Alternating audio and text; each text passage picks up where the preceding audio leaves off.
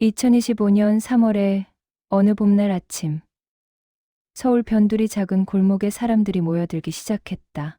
평소엔 한산하던 이곳에 검은색 정장을 입은 사람들, 고급 승용차에서 내리는 중년의 남녀들, 심지어 해외에서 날아온 듯한 여행 가방을 든 사람들까지 모두의 목적지는 하나였다. 행복국수라는 낡은 간판이 걸린 30년째 그 자리를 지켜온 작은 국수집이었다. 가게 앞 셔터는 아직 내려져 있었지만 사람들은 줄을 서서 기다렸다. 3월의 차가운 바람이 불어왔지만 아무도 자리를 뜨지 않았다. 오전 9시가 되자 가게 안에서 불이 켜졌고 천천히 셔터가 올라갔다. 그리고 그곳에서 한 할머니가 모습을 드러냈다. 박순덕, 75의 할머니는 가게 앞에 모인 수백 명의 사람들을 보며 멈칫했다. 허리가 굽은 작은 체구의 할머니는 앞치마를 매만지며 떨리는 목소리로 물었다. 어머, 이게 무슨 일이요? 왜 이렇게 많이들 오셨어요? 가장 앞줄에 서 있던 40대 중반의 남자가 한 걸음 앞으로 나섰다. 값비싼 양복 차림이었지만 그의 눈가엔 이미 눈물이 맺혀 있었다.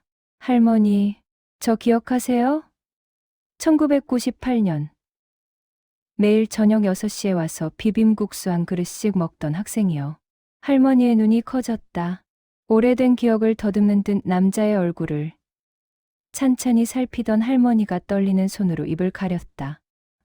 재호 아니가? 어머, 세상에. 네, 맞습니다. 김재호예요. 남자는 가방에서 두툼한 봉투를 꺼냈다. 봉투 안에는 현금 다발이 가득했다. 할머니가 주신 그 국수가 20년 동안 이자까지 붙여서 가져왔습니다. 이 장면을 시작으로 줄 서 있던 사람들이 하나둘 앞으로 나오기 시작했다. 누군가는 수표를 꺼냈고 누군가는 은행 통장을 내밀었다. 어떤 이는 그저 할머니를 끌어안고 울기만 했다. 이들 모두는 학창 시절 이 작은 국수집에서 공짜로 국수를 먹었던 가난한 학생들이었다. 그리고 오늘 30년 만에 그 빚을 갚으러 온 것이었다. 할머니는 떨리는 다리를 가누지 못해 가게 입구 의자에 주저앉았다. 그리고 쏟아지는 눈물을 주체하지 못한 채 반복해서 중얼거렸다. 아니요, 아니요. 그냥 배고프다길래 줬는디. 돈 받으려고 준 게 아닌디. 하지만 사람들은 멈추지 않았다. 의사가 된 사람, 변호사가 된 사람, 사업가가 된 사람, 공무원이 된 사람, 교사가 된 사람, 30년 동안 할머니의 국수 한 그릇을 먹고 자란 아이들이 이제 성공한 어른이 되어 돌아온 것이다. 가게 안 낡은 나무 서랍에는 빛바랜 공책 한 권이 있었다. 1995년부터 2025년까지 30년간 할머니가 직접 적어온 외상장부였다. 거기엔 3247명의 이름이 적혀 있었다. 김재호, 비빔국수 68그릇, 이수진, 잔치국수 142그릇, 박민수, 비빔국수 89그릇. 할머니는 단 한 번도 이 돈을 받으려 하지 않았다. 아니, 받을 생각조차 없었다. 그저 나중에 성공하면 다른 배고픈 아이들을 도와주라는 의미로 이름을 적어둔 것이었다. 하지만 학생들은 달랐다. 그들은 잊지 않았다. 가장 배고프고 힘들었던 시절, 자신들을 살린 그 국수 한 그릇을. 오전 10시가 되자 가게 앞은 완전히 인산인해를 이뤘다. 방송국 취재진까지 몰려들었다. 할머니는 계속해서 고개를 저었지만 사람들은 자신들의 이야기를 쏟아내기 시작했다. 그 국수 한 그릇이 어떻게 자신의 인생을 바꿨는지, 시험 전날 밤 할머니가 특별히 끓여준 국수를 먹고 어떻게 합격했는지, 가장 힘든 순간 이 작은 국수집이 얼마나 큰 위안이 되었는지를. 이날 할머니가 받은 금액은 총 32억 원에 달했다. 외상장부에 적힌 금액은 약 2억 8천만 원이었지만 학생들은 이자와 감사의 마음을 더해 평균 10배 이상을 갚았다. 어떤 학생은 100배를 갚았고 어떤 학생은 자신의 월급 전부를 가져왔다. 박순덕 할머니의 30년 이야기가 이제 시작된다. 1995년 봄, 남편을 잃고 홀로 작은 국수집을 시작했던 그날부터 오늘 이 기적 같은 순간까지 가난했지만 따뜻했던 시간들, 배고픈 학생들과 나눴던 국수 한 그릇, 그리고 그 작은 선의가 만들어낸 놀라운 결말의 이야기가 1995년 4월 서울 변두리의 한 골목에 행복국수라는 간판이 걸렸다. 간판이라고 하기엔 초라한 손글씨로 쓴 나무 판자였다. 가게 안은 더 작았다. 테이블 5개가 전부였고 주방이라고 해봐야 가스레인지 2개와 낡은 냉장고 하나가 다였다. 박순덕은 그의 45이었다. 3개월 전 남편 최기철을 교통사고로 잃었다. 평생 공장 노동자로 일하던 남편이 퇴근길에 당한 사고였다. 보상금이라고 받은 건 겨우 5천만 원. 그것마저 병원비로 대부분 쓰고 나니 손에 남은 건 2천만 원뿐이었다. 21살, 18살 두 딸을 대학에 보내야 했다. 자신이 할 수 있는 일이라곤 평생 해온 요리뿐이었다. 시골에서 자라며 어머니에게 배운 국수 만드는 법. 그것이 유일한 재산이었다. 동네 부동산을 돌아다니며 찾은 곳이 이 작은 가게였다. 보증금 1,000만 원, 월세 50만 원. 남은 1,000만 원으로 최소한의 집기를 들이고 식재료를 사고 나니 손에 남은 돈은 100만 원도 안 됐다. 첫날 손님은 3명이었다. 동네 아저씨 둘과 중학생으로 보이는 학생 하나. 국수 한 그릇에 2,000원을 받았다. 그 시절 물가로는 적당한 가격이었다. 하루 종일 서서 국수를 삶아도 매출은 기껏해야 2만 원에서 3만 원 사이였다. 그렇게 석 달이 흘렀다. 7월 어느 무더운 저녁이었다. 땀에 흠뻑 젖은 고등학생 하나가 가게 문을 열었다. 마른 체구의 교복은 낡아서 군데군데 색이 바랬다. 학생은 카운터 앞에 서서 한참을 머뭇거렸다. 어서 오세요. 뭐 드실래요? 순덕이 물었다. 학생은 주머니를 뒤적이며 대답했다. 비빔국수요. 근데 1,000원밖에 없는데 반 그릇만 주실 수 있나요? 순덕의 가슴이 철렁했다. 학생의 얼굴엔 배고픔이 역력했다. 입술이 바짝 말라 있었고 눈빛은 초점이 흐렸다. 순덕은 잠시 고민하다 말했다. 앉자. 국수 끓여줄게. 아니, 1,000원밖에. 됐어. 오늘은 서비스야. 더운데 고생했다. 순덕은 평소보다 더 정성껏 국수를 삶았다. 면도 더 넣고 양념도 더 넣고 삶은 계란도 하나 얹어줬다. 학생은 국수를 받아들고 눈물을 글썽였다. 감사합니다. 꼭 갚을게요. 됐어. 맛있게 먹어. 학생은 국수를 개눈 감추듯 먹어치웠다. 그리고 빈 그릇을 들고 카운터로 왔다. 이름 좀 적어주실래요? 나중에 꼭 갚으러 올게요. 순덕은 뭔가에 이끌리듯 서랍에서 공책을 꺼냈다. 가계부로 쓰려던 새 공책이었다. 이름이 뭔디? 김재호요. 서울상고 3학년입니다. 순덕은 공책에 적었다. 김재호. 비빔국수 한 그릇. 그렇게 외상장부의 첫 페이지가 채워졌다. 다음 날 김재호가 또 왔다. 그리고 그 다음 날도 매번 1,000원만 들고 왔고 순덕은 매번 정상 가격의 국수를 끓여줬다. 일주일 후 김재호가 친구 하나를 데려왔다. 역시 같은 학교 학생이었다. 제 친구도 배고파서. 순덕은 웃으며 고개를 끄덕였다. 그날부터 외상장부에 이름이 하나씩 늘어나기 시작했다. 입소문을 타고 가난한 학생들이 찾아왔다. 대부분 인근 상업고등학교 학생들이었다. 집안 형편이 어려워 대학 진학 대신 취업을 준비하는 아이들. 학원비도 제대로 못 내면서 자격증, 공부에 매달리는 학생들이었다. 순덕은 이상한 규칙을 만들었다. 돈이 있으면 받고 없으면 공책에 이름만 적으라고.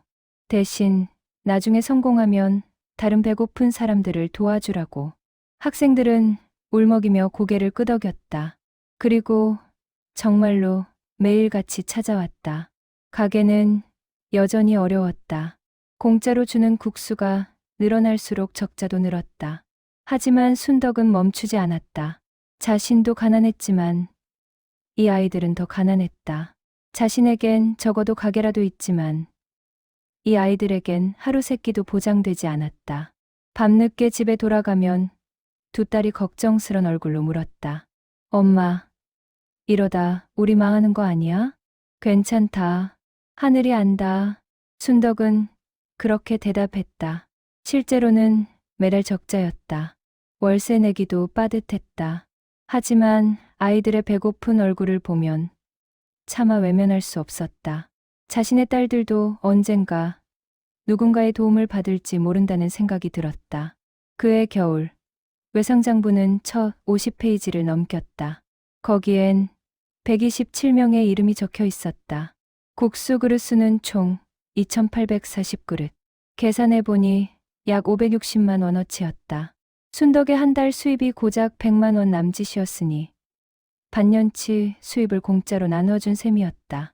크리스마스 이브, 가게 문을 닫으려는데 김재호가 친구 10명과 함께 찾아왔다. 모두 손에 뭔가를 들고 있었다. 할머니, 저희가 모아서 조금씩이지만 학생들이 내민 건 봉투였다. 안에는 1,000원짜리, 500원짜리 동전들이 가득했다. 모두 합쳐도 5만 원이 안 됐다. 하지만 순덕의 눈에선 눈물이 흘렀다. 고맙다. 너희들이 더 쓰거라. 아니에요. 할머니한테 받은 게 더 많아요. 그날 밤 순덕은 외상장부를 펼치고 한참을 들여다봤다. 거기 적힌 이름 하나하나가 모두 살아있는 생명이었다. 배고픔 속에서도 꿈을 포기하지 않는 젊은이들. 그들에게 국수 한 그릇이 세상의 전부일 수도 있었다. 이렇게 30년 여정의 첫 해가 저물어 갔다. 1997년 행복국수는 동네에서 조금씩 알려지기 시작했다.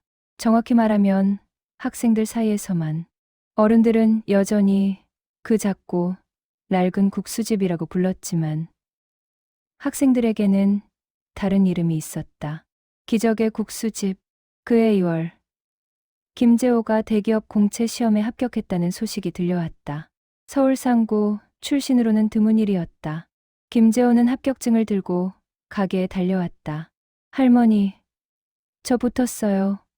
정말 붙었어요. 순덕은 얼싸안고 함께 울었다. 3년 동안 매일 저녁 6시면 가게에 와서 국수 한 그릇으로 저녁을 때우던 그 마른 학생이 이제 정장을 입고 출근할 거라는 게 믿기지 않았다. 할머니, 덕분이에요. 배고프면 공부가 안 돼요. 할머니 국수 먹고 매일 밤새 공부했어요. 김재호는 첫 월급을 받으면 꼭 갚겠다고 약속했다. 하지만 순덕은 고개를 저었다. 아니다. 니는 니보다 더 힘든 사람을 도와줘.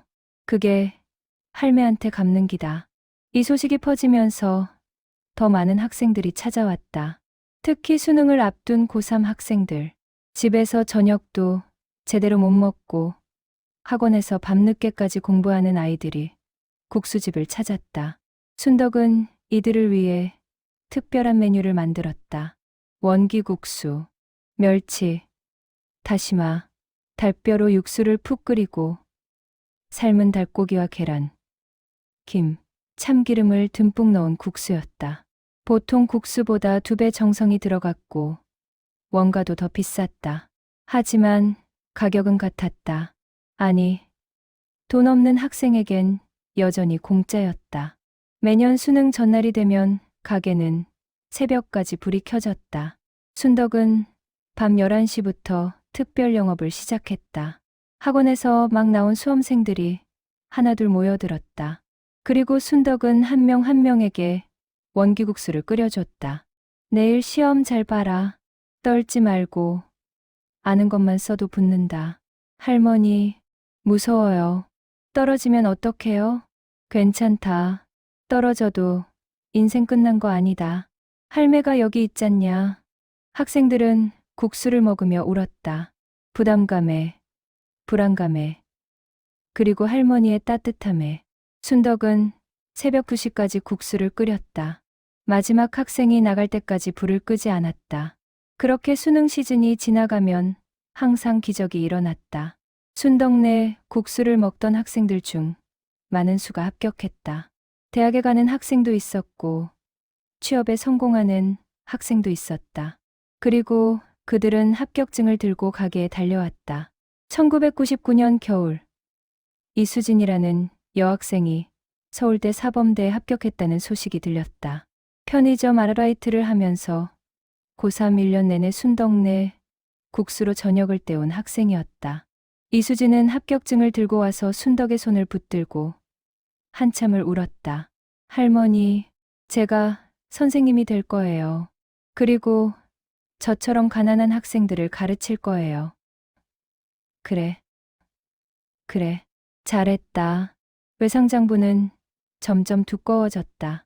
2000년이 되자 이미 1000명이 넘는 이름이 적혀 있었다.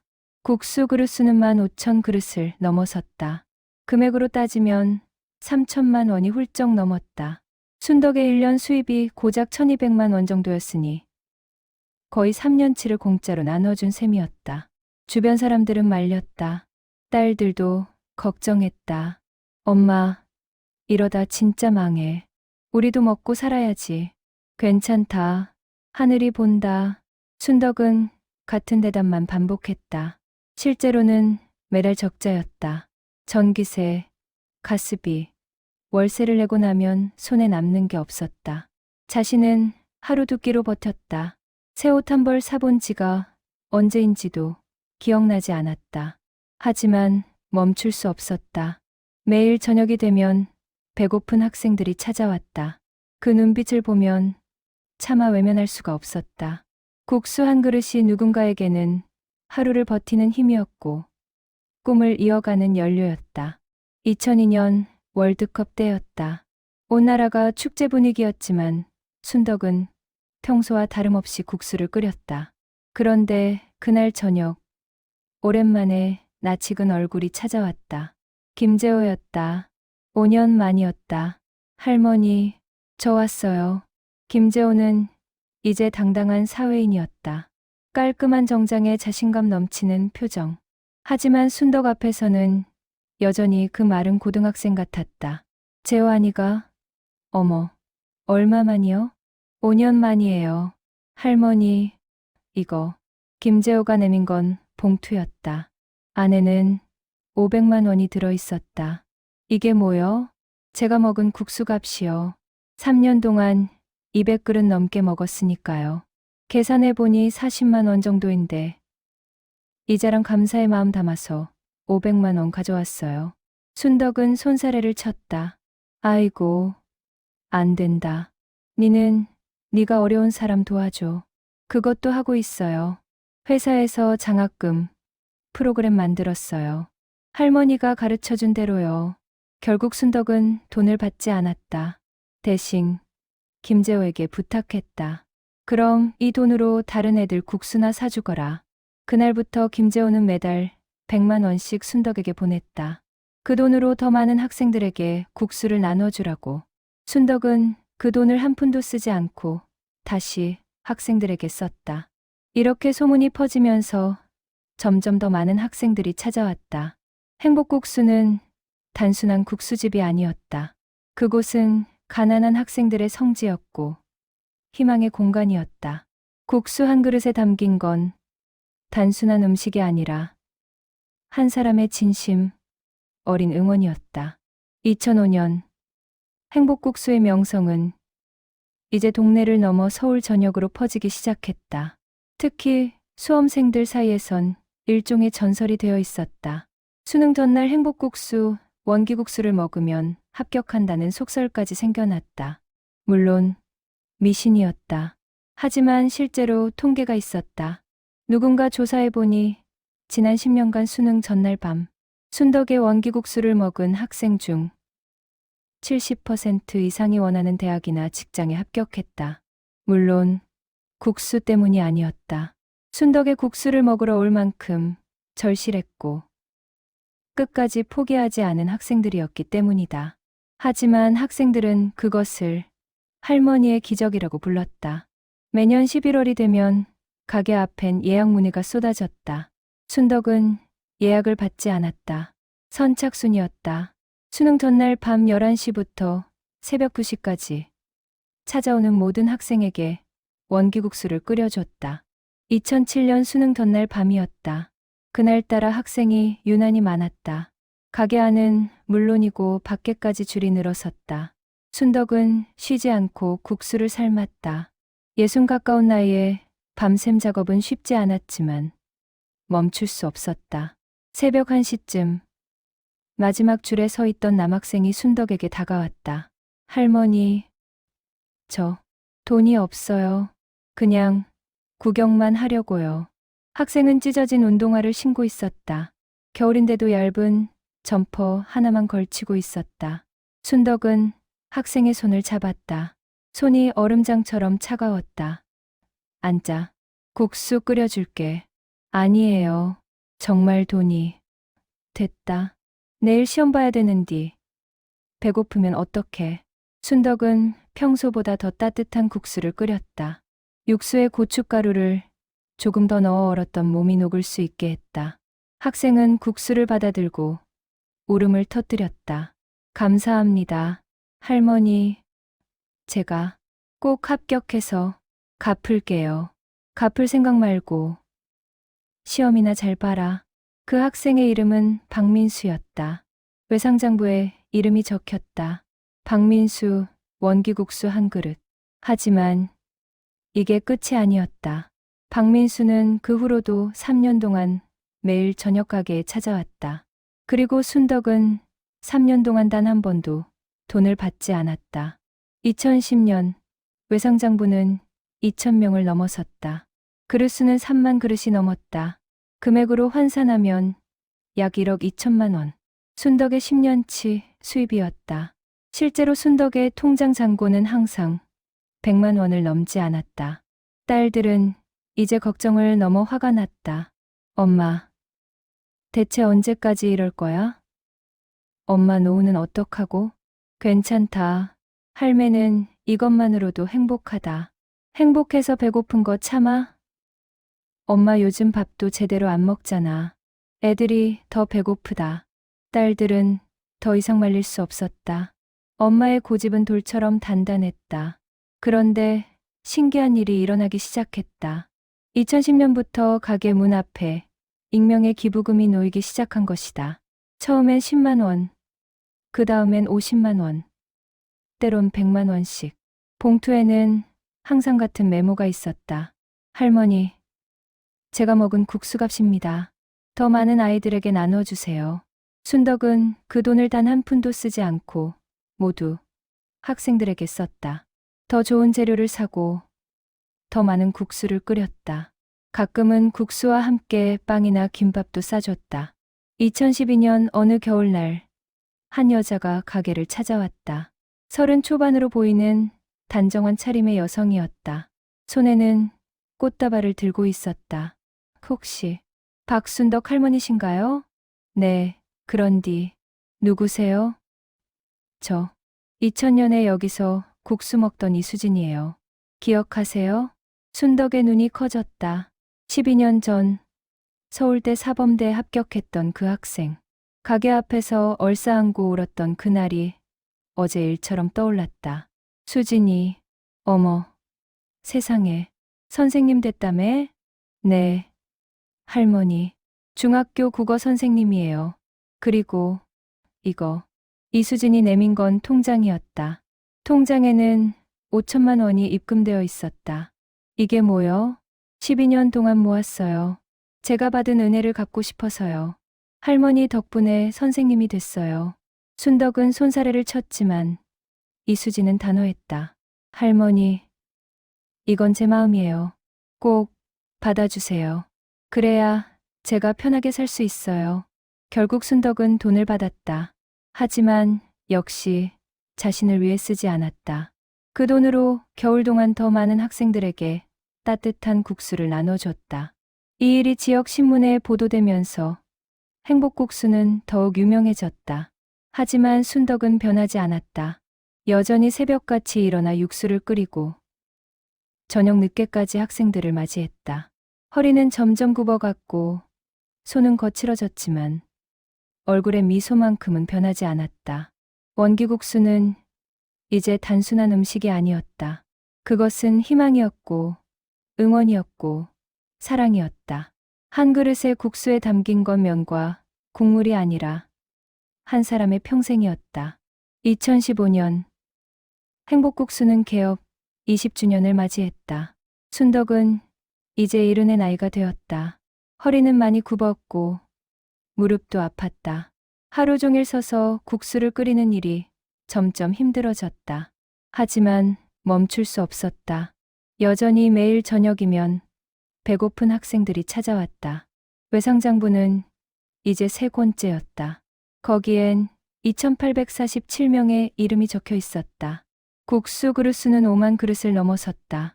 금액으로 환산하면 약 2억 5천만 원. 순덕의 20년치 수입과 맞먹는 금액이었다.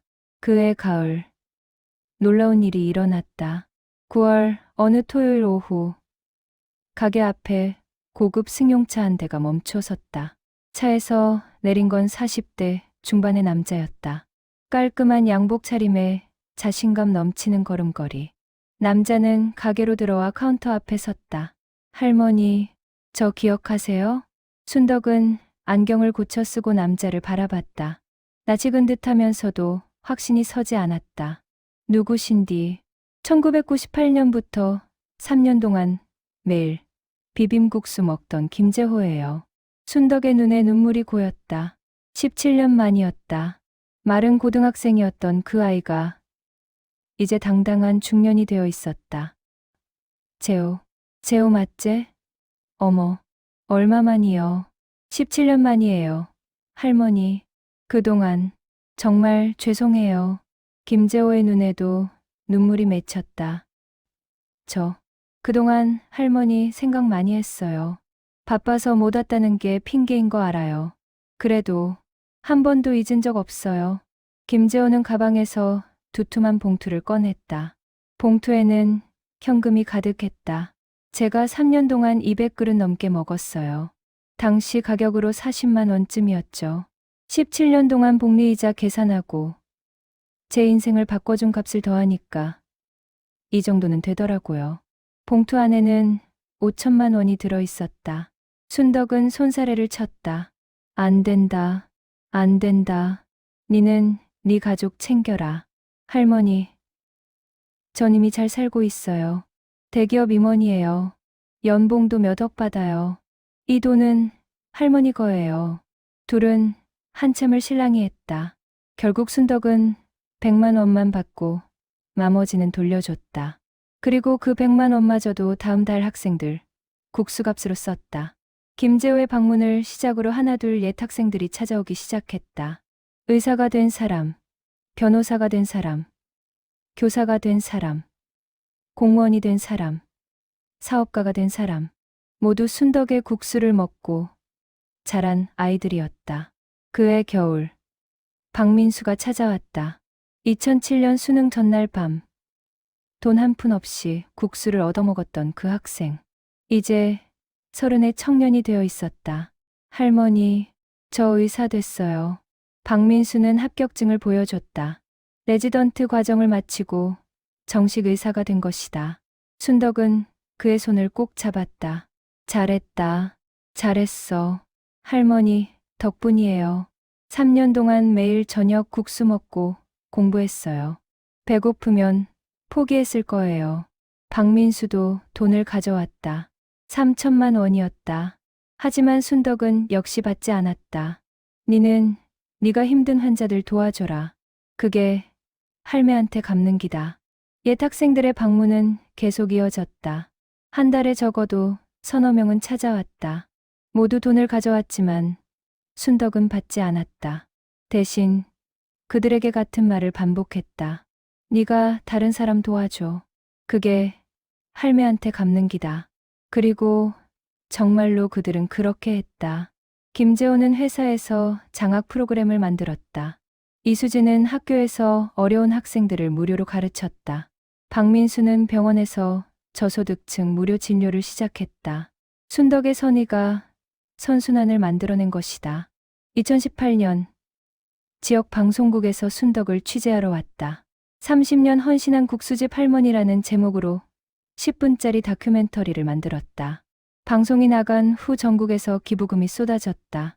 하지만 순덕은 그 돈도 모두 학생들에게 썼다. 할매는 필요한 게 없다. 애들이 배부르면 그게 행복이다. 딸들은 이제 포기했다. 엄마를 말릴 수 없다는 걸 알았다. 대신 몰래 엄마의 생활비를 대주고 가게 수리비를 냈다. 순덕은 모르는 척했다. 하지만 속으로는 딸들에게 미안했고 고마웠다. 2020년 코로나가 터졌다. 가게 운영이 더욱 어려워졌다. 손님이 줄었고 재료비는 올랐다. 하지만 순덕은 멈추지 않았다. 오히려 코로나로 더 힘들어진 학생들을 위해 테이크아웃 국수를 준비했다. 일회용 용기에 국수를 담아 무료로 나눠줬다. 그해 외상장부에 추가된 이름은 400명이 넘었다. 모두 코로나로 아르바이트를 잃고 학원비도 내지 못하는 학생들이었다. 순덕은 자신의 연금까지 털어서 국수를 끓였다. 주변 사람들이 물었다. 할머니, 대체 왜 이러세요? 몸도 안 좋으신데. 순덕은 항상 같은 대답을 했다. 애들이 더 힘들어. 할매는 이것만으로도 행복해. 정말로 순덕은 행복해 보였다. 굽은 허리, 주름진 얼굴, 거친 손에도 불구하고 그의 얼굴엔 늘 미소가 있었다. 학생들의 잘 먹었습니다라는 인사 한마디가 그에게는 세상 무엇보다 큰 보상이었다. 25년간 순덕이 나눈 국수는 약 6만 그릇, 금액으로는 약 3억 원. 하지만 순덕에게 그것은 숫자가 아니었다. 3,000명의 인생이었고 3,000개의 꿈이었고 3,000번의 희망이었다. 그리고 이제 그 모든 것이 돌아올 시간이 다가오고 있었다. 2024년 가을, 순덕은 중대한 결정을 내렸다. 가게를 닫기로 한 것이다. 75의 나이에 더 이상 몸이 버티기 힘들었다. 무릎은 계단을 오를 때마다 비명을 질렀고 허리는 굳게 펴지지 않았다. 손가락 관절은 너무 아파서 국수 반죽을 치는 것조차 고통이었다. 딸들이 말했다.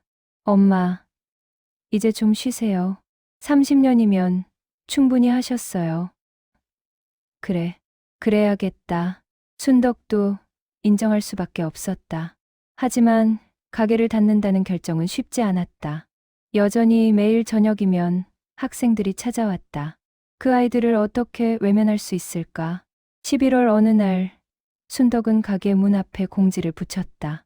2025년 3월 31일을 마지막으로 행복국수를 폐업합니다. 30년간 사랑해주셔서 감사합니다. 주인, 박순덕.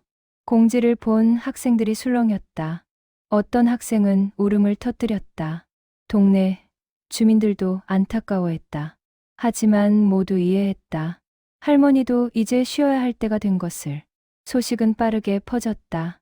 SNS를 통해, 입소문을 통해 전국으로 퍼져나갔다. 그리고 예상치 못한 일이 시작됐다. 12월 초, 첫 번째 반응이 왔다. 2005년에 순덕의 국수를 먹고 교사가 된 한 남자가 블로그에 긴 글을 올렸다. 저는 행복국수 할머니 덕분에 오늘이 있습니다. 고3 때 집이 너무 가난해서 하루 한 끼도 제대로 못 먹었습니다. 할머니는 2년 동안 매일 저녁 공짜로 국수를 주셨습니다. 그 국수 먹고 공부해서 교대에 갔고 지금은 초등학교 선생님입니다. 할머니께 평생 빚진 마음으로 살았습니다. 이제 할머니가 가게를 닫으신다니 꼭 찾아뵙고 감사 인사드리겠습니다. 이 글이 공유되면서 댓글이 수백 개 달렸다. 그리고 그중 많은 댓글이 나도 그 국수집 다녔다는 내용이었다. 저도 1999년에 다녔어요. 할머니 국수 먹고 대학 갔어요. 2008년 수험생이었습니다. 수능 전날 밤 원기국수 먹고 합격했어요. 2015년에 매일 저녁 먹으러 갔던 학생입니다. 할머니, 은혜 평생 못 잊어요. 댓글은 순식간에 1000개를 넘었다. 그리고 누군가 제안했다. 우리 다 같이 마지막 날 찾아가서 인사드리는 게 어때요? 제안은 빠르게 확산됐다. SNS 단톡방이 만들어졌다. 행복국수 감사 모임이라는 이름의 단톡방에는 하루 만에 500명이 넘는 사람들이 모였다. 모두 순덕의 국수를 먹었던 옛 학생들이었다. 단톡방에서 누군가 물었다. 그동안 받은 은혜를 어떻게 갚을까요? 여러 의견이 나왔다. 어떤 사람은 선물을 하자고 했고, 어떤 사람은 여행을 보내드리자고 했다. 하지만 가장 많은 공감을 얻은 의견은 이것이었다. 외상 갚자. 우리가 먹은 국수값 제대로 갚자. 이 의견에 모두가 동의했다. 하지만 문제가 있었다. 대부분의 사람들은 자신이 몇 그릇을 먹었는지 기억하지 못했다. 그래서 평균을 내기로 했다. 보통 1년에 100그릇 정도 먹었다면 3년이면 300그릇. 한 그릇에 5,000원이라 치면 150만 원. 거기에 30년 이자를 붙이고 감사의 마음을 더하면 계산은 사람마다 달랐다. 어떤 사람은 500만 원을 준비했고 어떤 사람은 1천만 원을, 어떤 사람은 3천만 원을 준비했다. 각자의 형편과 마음에 따라. 한편 순덕은 이런 사실을 전혀 몰랐다. 여전히 매일 아침 일찍 일어나 육수를 끓이고 저녁이면 학생들을 맞이했다. 마지막 날까지 최선을 다하고 싶었다. 어느 날 저녁 한 학생이 물었다. 할머니, 가게 닫으시면 뭐 하실 거예요? 글쎄, 그냥 집에서 쉬려고. 외상장부는 어떻게 하실 거예요? 순덕은 서랍에서 외상장부를 꺼냈다. 3권의 공책, 30년의 기록. 이거 태울까봐, 애들이 미안해할까봐. 안 돼요. 그건 할머니의 역사잖아요. 학생은 다급하게 말했다. 순덕은 빙그레 웃었다. 역사라, 거창하네. 그냥 할매가 한 일 적어둔 거제. 하지만 학생에게 그 공책은 단순한 장부가 아니었다. 그것은 3,000명의 인생이 담긴 생명의 책이었다. 2월이 되자 단톡방 인원은 1,000명을 넘어섰다.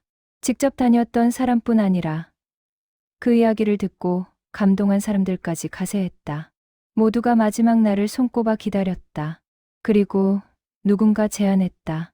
3월 31일, 우리 모두 아침부터 가게 앞에서 기다리는 거 어때요? 마지막 국수를 함께 먹고 할머니께 감사 인사 드리는 거죠. 제안은 만장일치로 통과됐다. 하지만 아무도 순덕에게 알리지 않았다.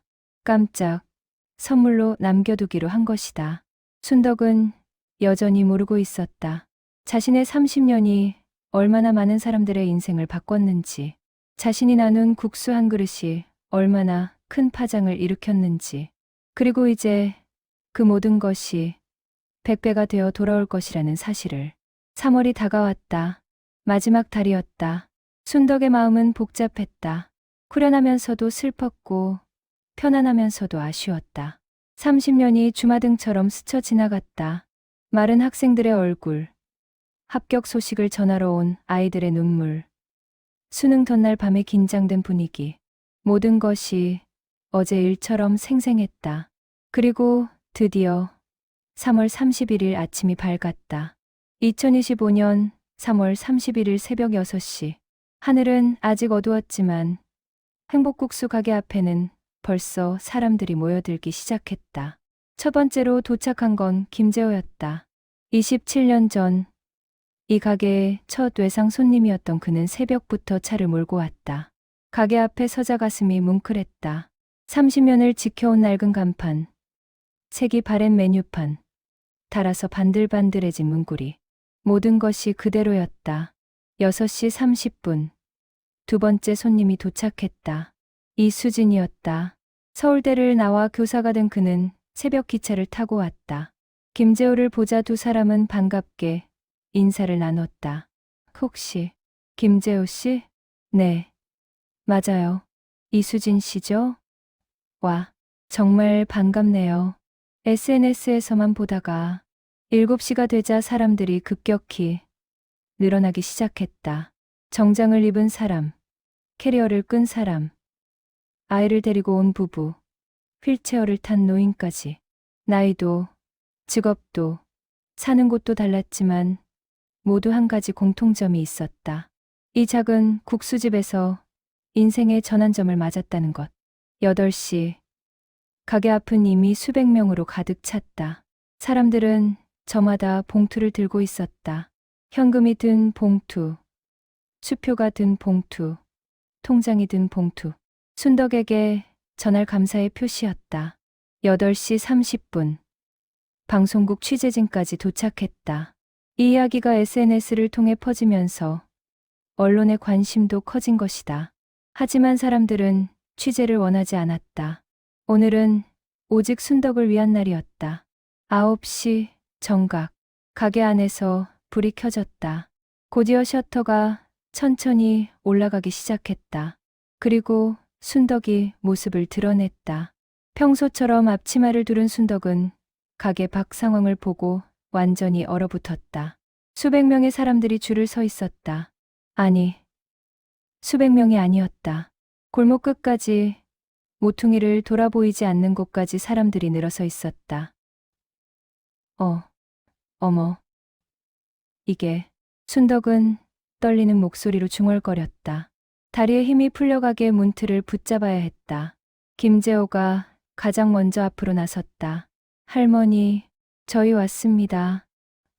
재호, 너, 왜 이렇게, 혼자 아니에요. 다들 왔어요. 이수진이 그 옆에 섰다. 할머니, 저도 왔어요. 이수진이에요. 곧이어 박민수가, 그리고 다른 사람들이 하나둘 이름을 밝히기 시작했다. 모두 외상장부에 적혔던 그 이름들이었다. 순덕은 그제야 상황을 이해했다. 눈에서 눈물이 주르르 흘러내렸다. 얘들아, 너희들이, 네, 할머니, 우리 다 왔어요. 30년 전 할머니가 주신 국수값 갚으러요. 김재호가 두툼한 봉투를 꺼냈다. 저는 3년 동안 232그릇을 먹었습니다. 외상장부에 다 적혀 있죠. 당시 가격으로 46만 원이었지만 27년 동안의 이자와 제 인생을 바꿔주신 값을 더해서 5천만 원 준비했습니다. 순덕은 손을 저었다. 안 돼. 그건 너무... 하지만 김재호는 단호했다. 할머니, 이건 제 마음이에요. 거절하시면 저 평생 죄책감에 시달려요. 이수진이 통장을 내밀었다. 저는 4년 동안 376그릇 먹었어요. 3천만 원 준비했습니다. 박민수가 수표를 내밀었다. 저는 3년 동안 매일 먹었으니 거의 1000그릇이에요. 1억 준비했습니다. 순덕은 계속 고개를 저었지만 사람들은 멈추지 않았다. 한 명 한 명 앞으로 마와 돈을 내밀었다.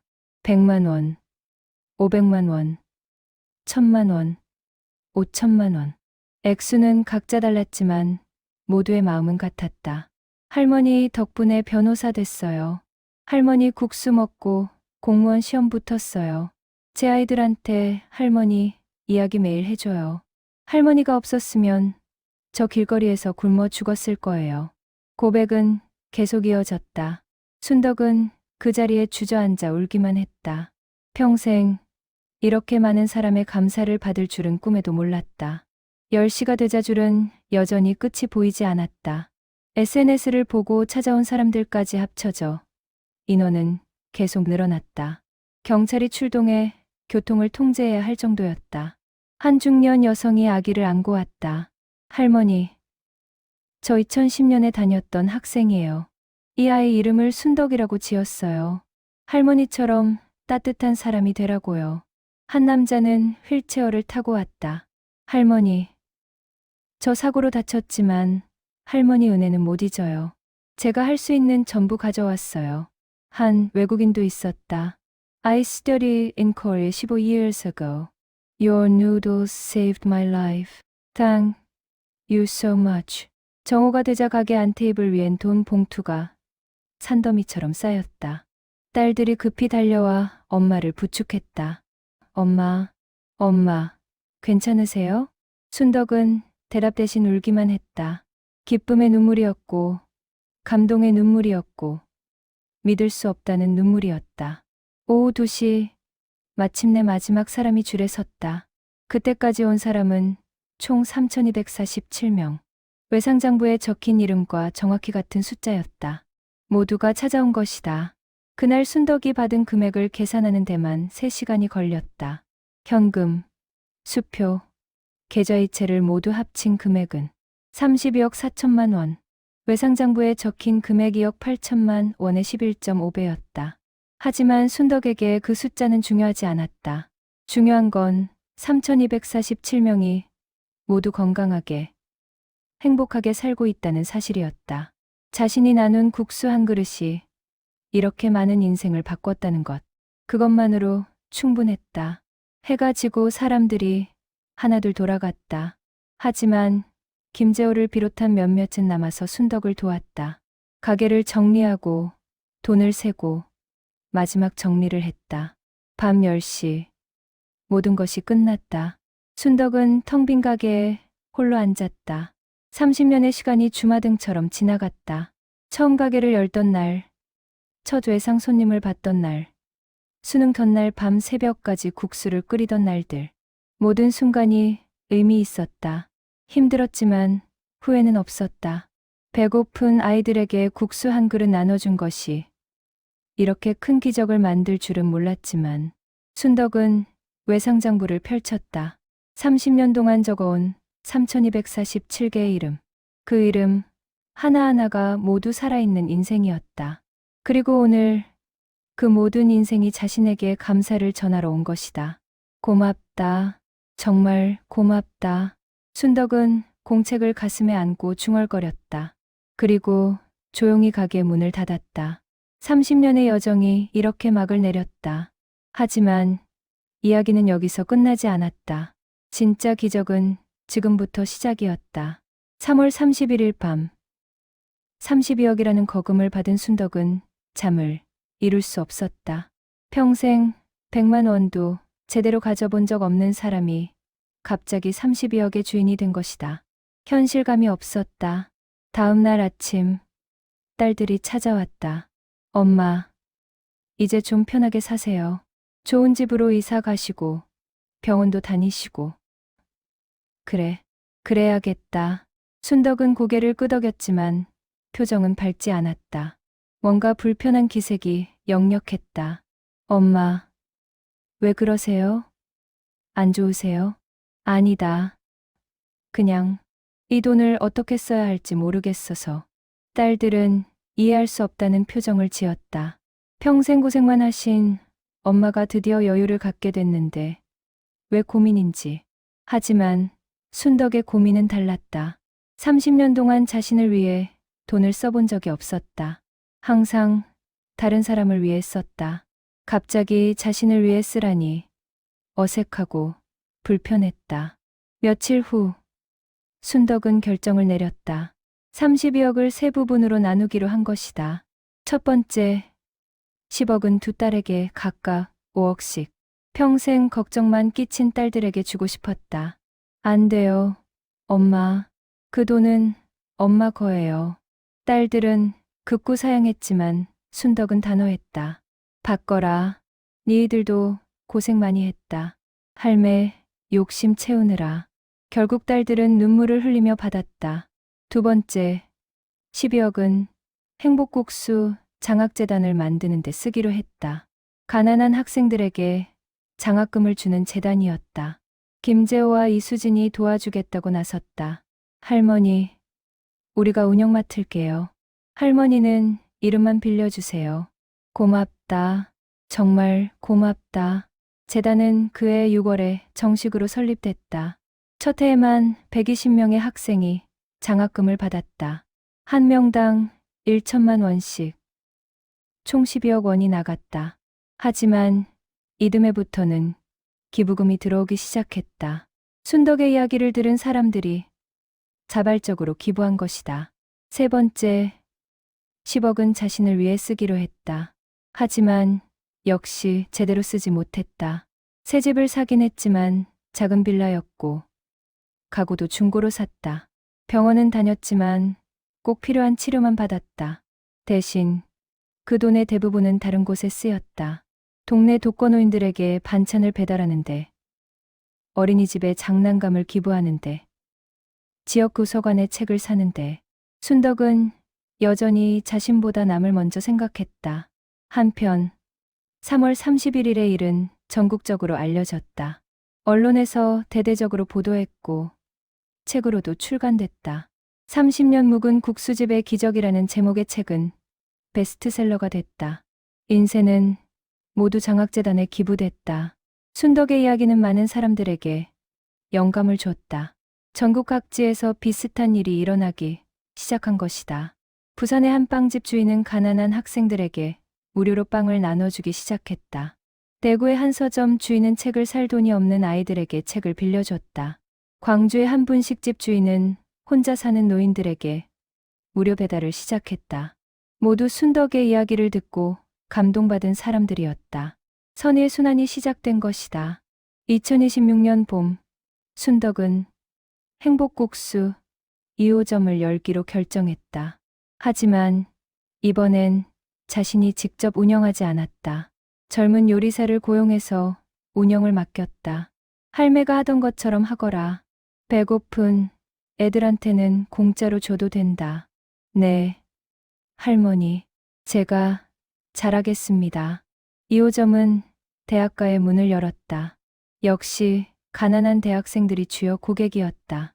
순덕은 일주일에 한두 번씩 가게를 찾아가 학생들을 격려했다. 공부 열심히 해라. 너희들이 나라의 미래다. 학생들은 순덕을 전설의 할머니라고 불렀다. 그리고 정말로 열심히 공부했다. 자신들도 언젠가 순덕처럼 다른 사람을 도울 수 있는 사람이 되고 싶었다. 2027년 놀라운 소식이 들려왔다. 순덕의 이야기가 다큐멘터리 영화로 제작된 것이다. 국수 한 그릇의 기적이라는 제목의 영화는 개봉과 동시에 큰 반향을 일으켰다. 영화는 순덕의 30년을 담담하게 그려냈다. 과장도 미화도 없었다. 그저 한 사람의 소박한 선의가 어떻게 수천 명의 인생을 바꿨는지를 보여줬다. 영화는 흥행에 성공했고 수익금 전액은 역시 장학재단에 기부됐다. 재단의 규모는 점점 커졌고 해마다 지원하는 학생 수도 늘어났다. 순덕은 여전히 소박하게 살았다. 아침에 일어나면 동네를 산책하고 오후에는 독거노인들에게 반찬을 배달했다. 저녁에는 2호점에 들러 학생들과 이야기를 나눴다. 할머니, 행복하세요? 한 학생이 물었다. 그럼 행복하지. 너희들이 웃으니까. 순덕의 대답은 간단했다. 자신의 행복은 다른 사람의 행복에 있었다. 30년 전이나 지금이나 변하지 않았다. 어느 날 김재호가 찾아왔다. 할머니, 좋은 소식이 있어요. 재단 기부자가 1000명을 넘었어요. 이제 매년 500명에게 장학금을 줄 수 있어요. 순덕은 두 손을 모았다.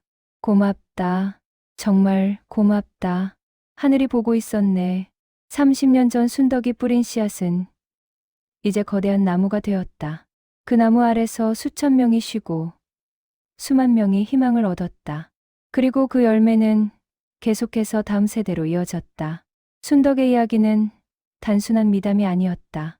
그것은 선의의 힘을 보여주는 증거였고 한 사람의 작은 실천이 세상을 바꿀 수 있다는 증명이었다. 그리고 이 이야기는 아직 끝나지 않았다. 지금도 어디선가 누군가는 순덕처럼 살아가고 있을 것이다. 작은 선의를 실천하고 어려운 이웃을 돕고 세상을 조금씩 따뜻하게 만들어가는 사람들이. 2028년 가을, 순덕은 78이 되었다. 건강은 예전만 못했지만 정신만큼은 또렷했다. 매일 아침 산책을 하고 일주일에 2번은 2호점을 찾았다. 그리고 한 달에 한 번은 장학재단 이사회에 참석했다. 어느 가을날 재단 사무실에서 특별한 행사가 열렸다. 지난 3년간 장학금을 받은 학생 1,500명을 초대한 자리였다. 순덕에게 감사 인사를 전하는 시간이었다. 학생들은 하나씩 무대에 올라 자신의 이야기를 했다. 저는 부모님이 안 계셔서 할머니 손에 자랐어요. 대학 갈 엄두도 못 냈는데 장학금 덕분에 의대에 다니고 있어요. 졸업하면 무료 진료소를 열 거예요. 저는 다문화 가정이라 차별을 많이 받았어요. 하지만 장학금 받고 자신감을 얻었어요. 지금은 교대 다니면서 다문화 아이들을 가르치고 있어요. 저는 탈북 청소년이에요. 한국 와서 적응하기 힘들었는데 장학금이 큰 힘이 됐어요. 졸업하면 북한 인권 운동하려고요. 한 명 한 명의 이야기가 모두 진지했고 절박했고 감동적이었다. 순덕은 학생들의 이야기를 들으며 눈물을 흘렸다. 자신의 작은 실천이 이렇게 많은 삶을 바꾸고 있다는 게 믿기지 않았다. 행사가 끝나고 학생 대표가 순덕에게 선물을 전했다. 1,500명의 학생이 한 글자씩 손으로 쓴 감사 편지를 모은 책이었다. 책 제목은 국수 한 그릇의 무게였다. 순덕은 그날 밤 집에 돌아와 책을 펼쳤다. 첫 페이지를 넘기자 눈물이 쏟아졌다. 할머니, 저는 할머니의 국수를 먹어본 적은 없지만 할머니의 마음을 먹고 자랐습니다. 국수 한 그릇이 제 인생의 무게를 바꿨습니다. 다음 페이지를 넘겼다. 할머니가 30년 동안 나눈 건 국수가 아니라 희망이었습니다. 배고픈 배를 채운 게 아니라 절망한 마음을 채워주셨습니다. 또 다음 페이지. 저는 할머니 덕분에 사람의 가치를 배웠습니다. 돈이 많고 적음이 아니라 어떤 마음으로 사느냐가 중요하다는 것을요. 1,500개의 편지를 모두 읽는데 며칠이 걸렸다. 하나하나가 모두 진심이었고 감사였고 다짐이었다. 순덕은 편지를 읽으며 자신의 30년이 헛되지 않았음을 확신했다. 그해 겨울 KBS에서 순덕의 이야기를 특집 다큐로 제작했다. 국수 한 그릇 3,000개의 인생이라는 제목의 60분짜리 프로그램이었다. 다큐는 순덕의 일상을 따라갔다. 아침 산책, 반찬 배달, 2호점 방문, 재단 미팅, 그리고 옛 학생들을 인터뷰했다. 김재호가 카메라 앞에서 말했다. 할머니는 제게 단순히 국수를 준 게 아니에요. 인간에 대한 믿음을 주셨어요. 세상이 아무리 각박해도 여전히 따뜻한 사람이 있다는 것을요. 이수진이 말했다. 저는 할머니를 보며 교사의 길을 선택했어요. 학생들에게 지식만 가르치는 게 아니라 삶의 태도를 가르치고 싶었어요. 할머니처럼요. 박민수가 말했다. 의사가 된 건 할머니 덕분이에요. 할머니가 제 몸을 살렸고 저는 그 은혜를 다른 사람의 생명을 살리는 데 쓰고 있어요. 다큐는 방송 직후 큰 반향을 일으켰다. 시청률은 20%를 넘었고 재방송 요청이 쇄도했다. 그리고 또 다시 기부금이 몰려들었다. 2029년 봄 장학재단은 해외로 확장됐다. 베트남, 필리핀, 캄보디아 등 동남아시아 국가의 가난한 학생들에게도 장학금을 지원하기 시작한 것이다. 할머니, 이제 전 세계 학생들이 할머니의 은혜를 받게 됐어요. 김재호가 보고하자 순덕은 고개를 저었다. 아니다. 내가 준 게 아니라 하늘이 준 거다. 난 그저 통로일 뿐이다. 순덕은 여전히 겸손했다. 자신의 공을 인정하지 않았다. 모든 영광을 하늘에 돌렸다. 어느 날, 한 대학교에서 명예 각사 학위를 주겠다는 제안이 왔다. 순덕은 정중히 거절했다. 난 배운 것도 없고 특별한 것도 안 했어. 그냥 배고픈 애들 밥 준 게 다야. 하지만 대학 측은 포기하지 않았다. 할머니, 이건 할머니를 위한 게 아니에요. 우리 학생들을 위한 거예요.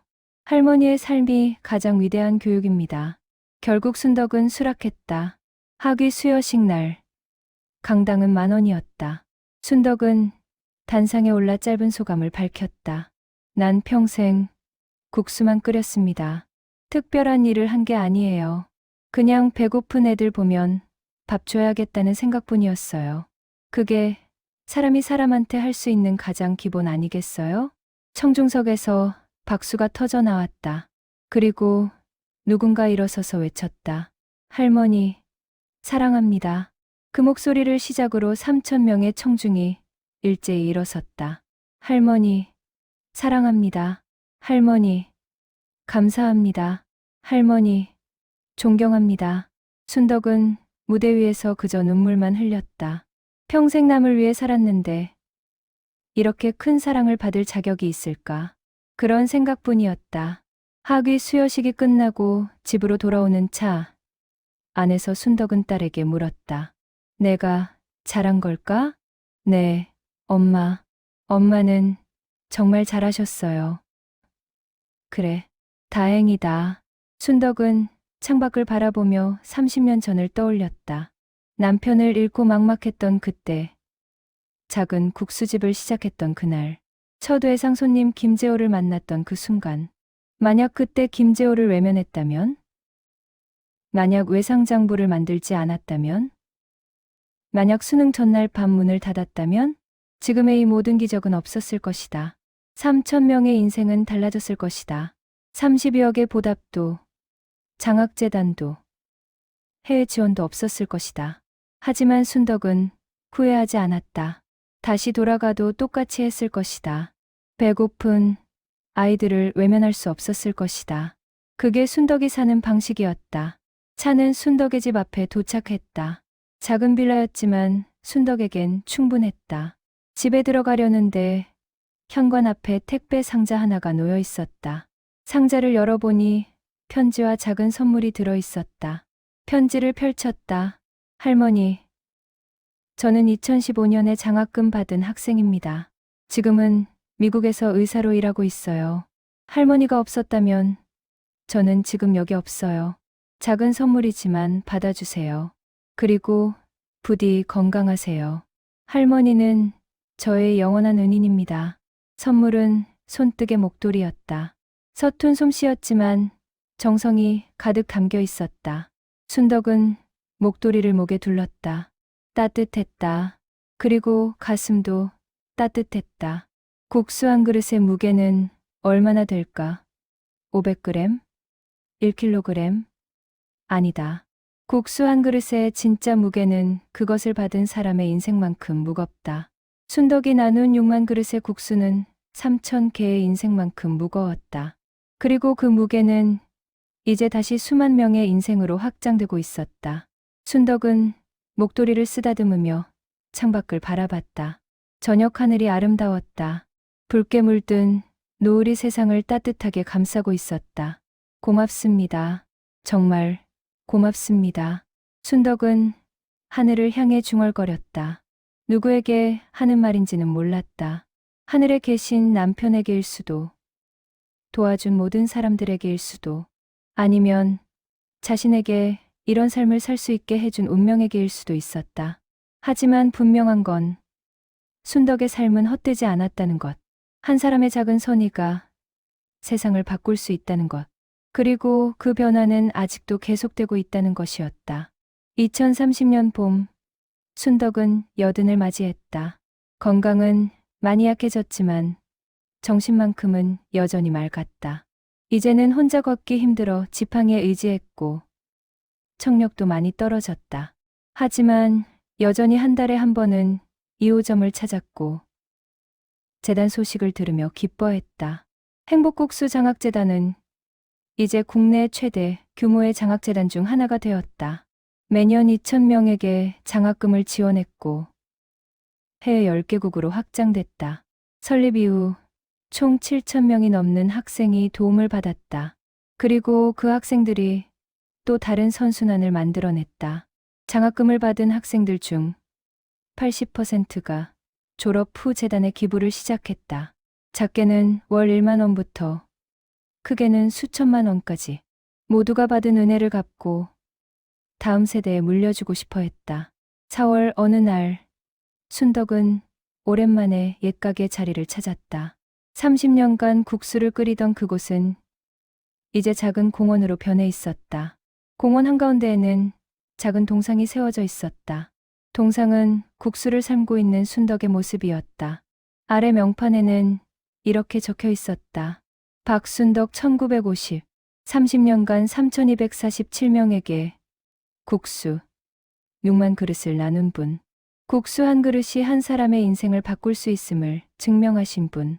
이 동상은 순덕 할머니의 국수를 먹고 자란 3247명이 정성을 모아 세웠습니다. 순덕은 동상 앞에 서서 한참을 바라봤다. 믿기지 않았다. 자신의 동상이 세워질 줄은 꿈에도 몰랐다. 할머니, 뒤에서 익숙한 목소리가 들렸다. 돌아보니 김재호였다.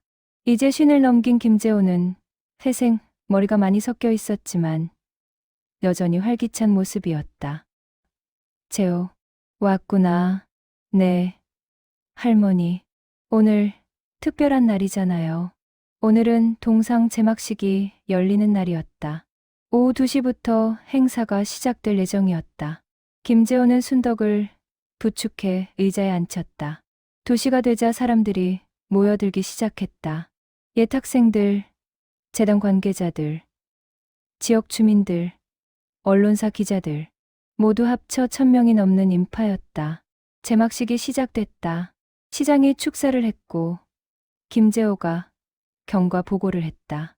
그리고 마지막으로 순덕이 소감을 밝힐 차례였다. 순덕은 천천히 단상에 올랐다. 딸의 부축을 받아 마이크 앞에 섰다. 그리고 떨리는 목소리로 말했다. 고맙습니다.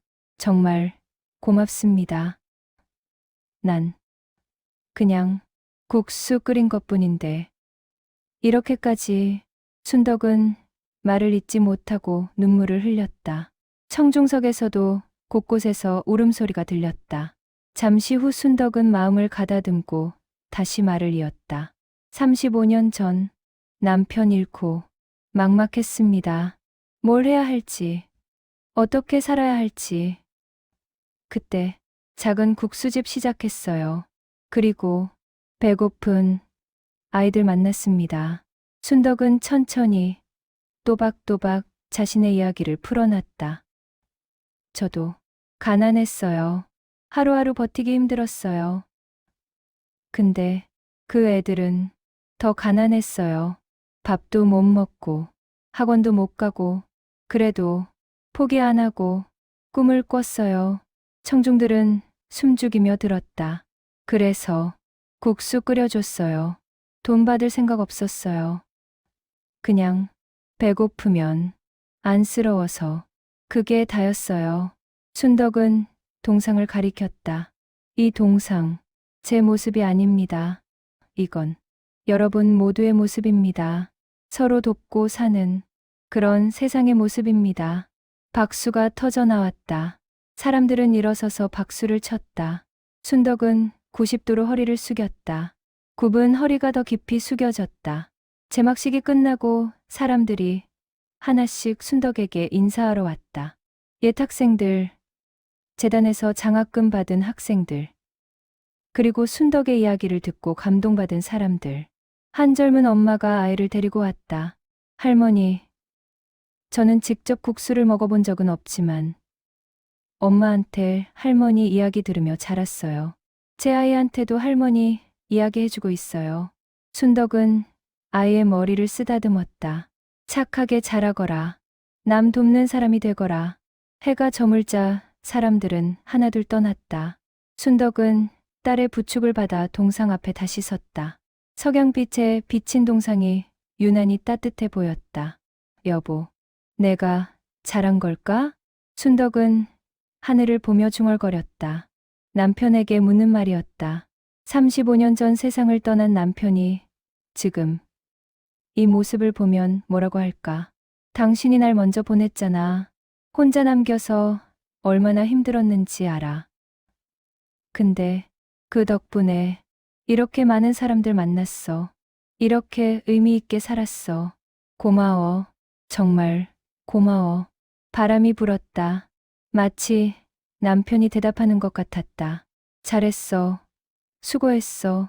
사랑해. 순덕은 그렇게 들렸다. 집으로 돌아와 순덕은 서랍 깊숙이 보관해둔 외상장부를 꺼냈다. 35년간의 기록이 담긴 3권의 공책. 노랗게 바랜 종이에는 3247개의 이름이 빼곡히 적혀 있었다. 순덕은 첫 페이지를 펼쳤다. 김재호, 비빔국수 한 그릇. 35년 전 그날이 어제 일처럼 생생했다. 1,000원만 들고 와서 반 그릇만 달라던 그 마른 학생.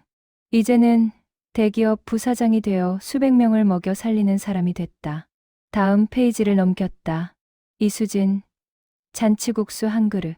편의점에서 아르바이트하며 공부하던 그 학생. 이제는 교사가 되어 수백 명의 제자를 가르치고 있다. 또 다음 페이지. 박민수, 원기국수 한 그릇. 수능 전날 밤 얼어붙은 손으로 국수를 받아 먹던 그 학생. 이제는 의사가 되어 수천 명의 생명을 살리고 있다. 한 장 한 장 넘길 때마다 얼굴이 떠올랐다. 3247개의 얼굴, 3247개의 이야기, 3247개의 꿈. 그 모든 것이 이제 현실이 되었다. 순덕은 공책을 가슴에 안았다. 이것이 자신의 인생이었다. 화려하지 않았고 거창하지도 않았다. 그저 배고픈 아이들에게 국수 한 그릇 끓여준 것뿐이었다. 하지만 그 작은 실천이 이렇게 큰 기적을 만들었다. 밤이 깊어갔다. 순덕은 창밖을 바라봤다. 별이 쏟아질 듯 빛나고 있었다. 그 별들 중 하나가 남편일까? 순덕은 별을 보며 미소 지었다. 여보, 난 행복했어. 정말 행복했어. 이튿날 아침, 순덕은 평소처럼 일어나 산책을 나갔다.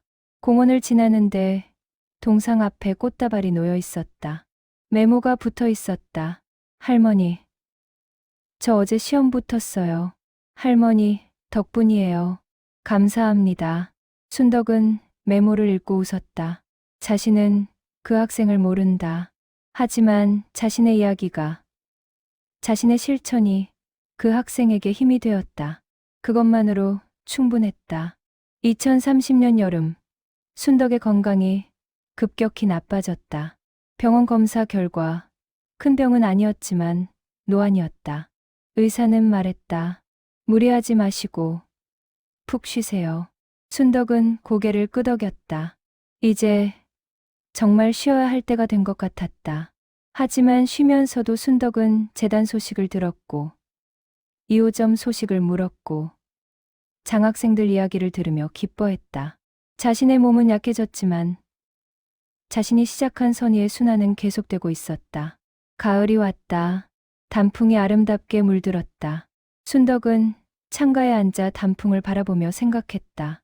국수 한 그릇, 겨우 5,000원짜리 음식. 하지만 그 한 그릇이 한 사람의 하루를 바꿨고 그 하루가 한 사람의 인생을 바꿨고 그 인생이 수많은 사람들의 삶을 바꿨다. 우리는 모두 연결되어 있다. 내가 누군가에게 베푼 작은 선의가 돌고 돌아 또 다른 누군가에게 희망이 된다. 그리고 그 희망은 다시 선의가 되어 세상을 조금씩 바꿔간다. 순덕의 이야기는 끝나지 않았다. 아니, 영원히 끝나지 않을 것이다. 지금도 어디선가 누군가는 순덕의 이야기를 듣고 감동받고 있을 것이다. 그리고 자신도 뭔가 해야겠다고 다짐하고 있을 것이다. 한 사람의 작은 실천이 세상을 바꿀 수 있다. 국수 한 그릇이 한 사람의 인생을 바꿀 수 있다. 그리고 그 인생이 또 다른 수많은 인생을 바꿀 수 있다. 이것이 박순덕이 35년 동안 증명한 것이었다. 그리고 이 증명은 지금도 계속되고 있다. 순덕은 창밖을 바라보며 중얼거렸다. 고맙습니다. 모든 분들, 고맙습니다. 그리고 조용히 눈을 감았다. 얼굴에는 평화로운 미소가 가득했다. 35년간 달려온 길이 주마등처럼 스쳐 지나갔다. 힘들었지만 후회 없는 시간이었다. 가난했지만 행복한 날들이었다. 국수 한 그릇의 기적은 이렇게 완성되었다. 하지만 이야기는 여기서 끝나지 않는다. 지금 이 순간에도 어디선가 누군가는 순덕처럼 살아가고 있을 것이다. 작은 선의를 실천하고 어려운 이웃을 돕고 세상을 조금씩 따뜻하게 만들어가는 사람들이, 그들이 있는 한 순덕의 이야기는 영원히 계속될 것이다. 국수 한 그릇의 무게는 한 사람의 인생만큼 무겁고 그 인생은 또 다른 수많은 인생으로 이어진다. 이것이 진정한 기적이다.